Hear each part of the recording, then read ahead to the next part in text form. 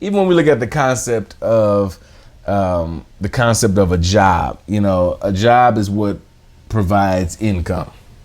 A job provides income. The mentality of a job goes back to the Babylonian system. It's an approach. In the kingdom, God only has kids. We are children of the Most High, but He's given us the capacity for leadership.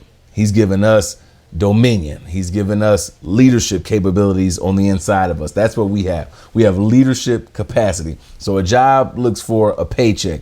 When we look at it as work, but when we have work, this is what is designed to develop our potential. Work brings out potential. A job brings a paycheck. It just brings you can always tell when somebody has a job mentality and a work or a level of ownership mentality. You drive through a drive-through at a place and it's, they close at 9 o'clock, but it's 8:50. And, obviously folks don't want to be there any longer and they don't have anything.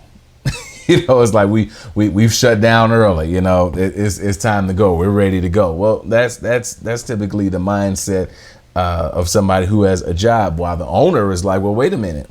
We're getting ready to be missing out. We're getting ready to miss out on business here. We need to go up until we be consistent, go up until the clock says 9 o'clock, because that's when we shut down. A mindset of a job, again, brings a paycheck. Work releases our potential.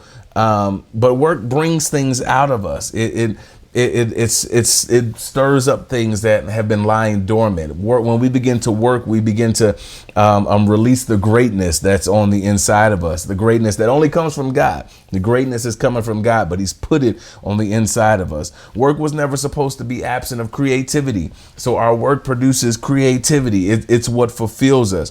When you create, it should excite you.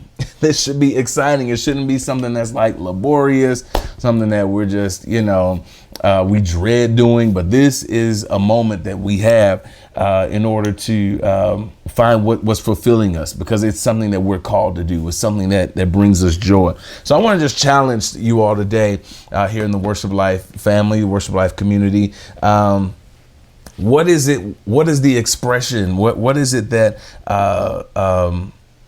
that brings you joy in this season?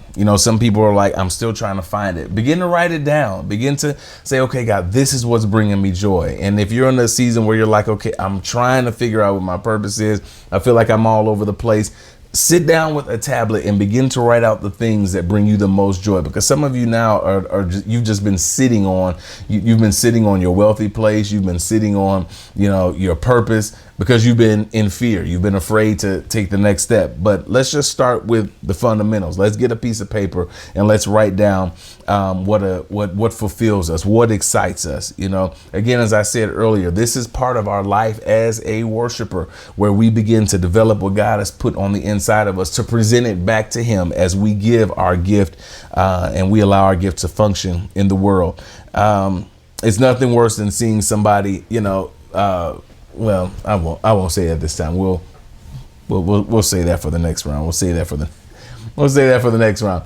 All of this was really supposed to be centered around us being consistent with our assignment, being consistent with what's on the inside of us. So if I'm supposed to be doing this every day, let's be consistent with it. If I'm supposed to be, encouraging, people every day, okay, well, let's be consistent with that encouragement, whatever it is. I feel like I'm getting ready to go off to a ramble, so we're going to bring this to a close. All right, y'all. Well, again, I love you all. I pray that as we get ready to end this year strong, you get ready like you have never gotten ready for another year. Like, get ready for this upcoming year like you've never gotten ready for another year in your life. I'm telling you all, it's getting ready to be explosive. And so as we use this time, I pray that God would just give you download and wisdom and revelation as you consistently develop what's on the inside of you. All right, y'all. We'll see you on the next one.